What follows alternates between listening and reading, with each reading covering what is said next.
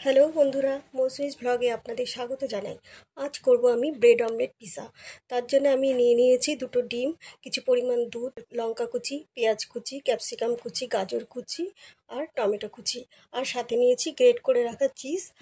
আর নিয়েছি ভাজা শুকনো লঙ্কার গুঁড়ো, 4 পিস পাউরুটি, কারি পাতা কুচি। এই সমস্ত উপকরণগুলো নিয়ে নিয়েছি।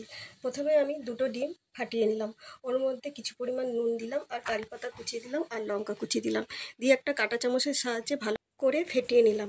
তারপর পাউরুটিগুলো আমি ছোট ছোট টুকরো করে কেটে একটা পাত্রের মধ্যে নিয়ে নিলাম। তারপর যে ডিমগুলো ফেটিয়ে রেখেছিলাম ওর মধ্যে দিয়ে কাঁটা চামচ দিয়ে একটু নাড়াচাড়া করে অল্প অল্প পরিমাণ দুধ দিয়ে আমি ব্যাটারটাকে ভালো করে মাখিয়ে নিলাম। তারপর আমি একটা কড়াই নিয়ে নিলাম, ওর মধ্যে কিছু পরিমাণ সাদা তেল দিলাম। যেই তেলটা গরম হলো আমি ব্যাটারটাকে ওর মধ্যে ঢেলে দিলাম, দিয়ে হালকা হালকা করে খুন্তির সাহায্যে গোল শেপ করে দিলাম। দিয়ে আমি 5 মিনিটের মতো একটা ঢাকনি দিয়ে ঢাকা দিয়ে লো স্টিমে রেখে দিলাম। 5 মিনিট পর আলগা করে দেখলাম আমার পিৎজাটা মোটামুটি হয়েছে। এবার আমি ওটাকে খুন্তির সাহায্যে সাবধানে উল্টে দিলাম। উল্টে দিয়ে দেখলাম ওপরটা ভালো ভাজা ভাজা হয়েছে। তখন আমি স্টিমটাকে বন্ধ করে দিলাম। এবার ওর উপরে আমি কিছুটা পরিমাণ টমেটো সস ভালো করে ছড়িয়ে দিলাম, দিয়ে ভালো করে মিশিয়ে দিলাম একটা চামচের সাহায্যে। পিৎজা সস আমার ঘরে ছিল না, তাই আমি এই সসটা দিয়েই কাজ চালালাম। পিৎজাটার উপর ডেকোরেশন করার জন্য যে উপকরণগুলো রেখেছিলাম সেগুলো একে একে সাজিয়ে দিলাম।